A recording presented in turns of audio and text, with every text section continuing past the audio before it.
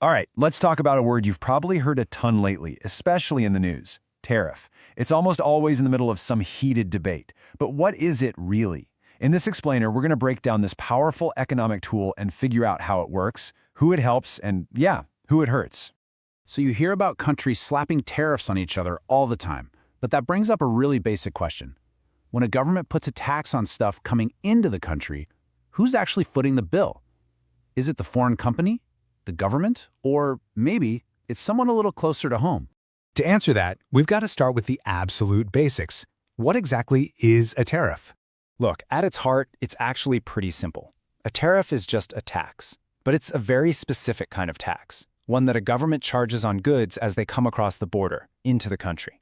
The goal, almost always, is to make those foreign products more expensive. Let's walk through a super simple example to see how this works. Picture this. Your local bakery sells a loaf of bread for $3, but a company overseas can make and ship that same loaf for just $1. Now, as a shopper, that choice is pretty obvious, right? But that could totally put your local bakery out of business. So the government steps in and adds a $3 tariff. All of a sudden, that imported bread now costs $4, and that $3 local loaf is looking like a much better deal. Okay, so that's the what. Now let's get into the how, because it turns out there's more than one way to slap on one of these taxes. Tariffs usually come in two main flavors. First, you've got what's called a specific tariff. That's just a flat fee. It doesn't matter if you're importing a cheap loaf of bread or some $100 fancy artisanal loaf, the tax is the same, a fixed $3. But the second, and much more common type, is the ad valorem tariff. It's a fancy Latin term that just means it's a percentage of the price.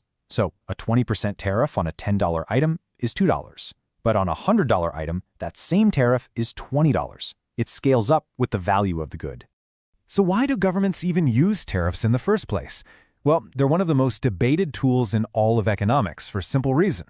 They create very clear winners and very clear losers. Let's break down the arguments on both sides. On the pro side, the classic argument is all about protection. Tariffs can act like a shield for a country's own industries, keeping them from getting wiped out by a flood of cheaper foreign goods. This gives them a chance to grow and compete. They also, bring in tax money for the government. And finally, they can be a really powerful bargaining chip in international politics, a way to pressure another country to the negotiating table. And the story of Harley-Davidson is a textbook example of a tariff doing exactly what it was supposed to do. Back in the early 80s, the iconic American motorcycle company was on the brink of going under. Cheaper, really high-quality Japanese bikes had just destroyed its market share. So the U.S. government stepped in and imposed a massive 45% tariff on imported heavy motorcycles.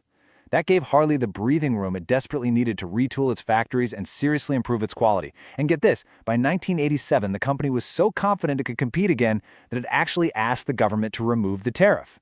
It's a classic success story. But for every success story, there's always a flip side. The most immediate downside is that someone has to pay for that tariff, and 9 times out of 10, it's you, the consumer, in the form of higher prices. It can also really hurt businesses in your own country that depend on imported parts to make their products.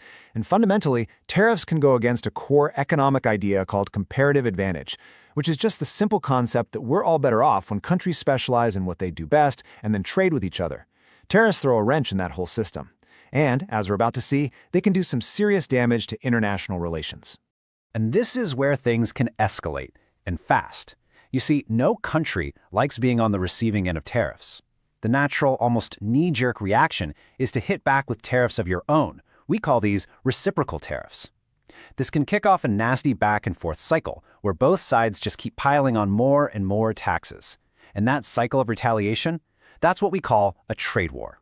All right, let's move away from the theory and look at what happens in practice with some real-world examples. Because when tariffs are put into place, the consequences can be super complex, often unintended, and they definitely create some big winners and big losers. Let's imagine two countries, Cookie Land, which is awesome at making cookies, and Pie Land, which is famous for its pies. They trade with each other, and everyone's happy.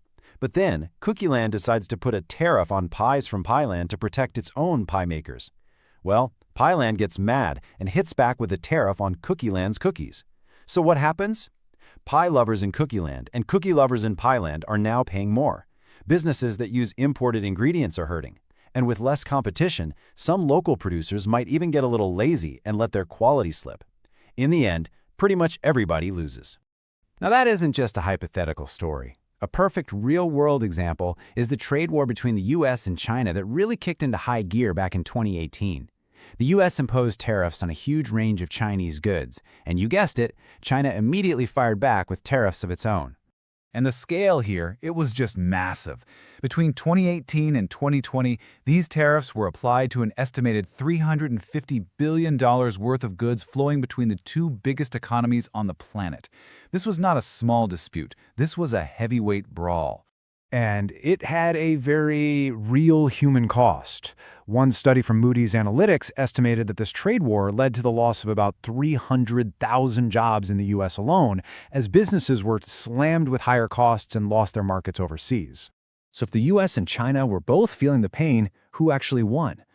Well, in a really interesting twist, one of the biggest winners turned out to be Vietnam. As companies scrambled to find ways to avoid the tariffs on Chinese-made goods, many of them just packed up and moved their factories and supply chains to neighboring countries like Vietnam, which saw its exports to the US absolutely skyrocket. But it's really important to remember that this isn't a one-sided story. Sometimes tariffs can work, especially with a strategy called infant industry protection. Think about South Korea's auto industry back in the 60s and 70s. It was just getting started. So, to protect it from huge established foreign car companies, the government used high tariffs. That protective wall gave companies like Hyundai and Kia the space they needed to develop their technology and become the global giants they are today. So, after all of that, what's the final verdict? Well, as we've seen, the answer just isn't that simple. Tariffs are, truly, a double-edged sword. At the end of the day, tariffs aren't a magic bullet, and they're not a guaranteed disaster either. They are a powerful but also very blunt economic tool.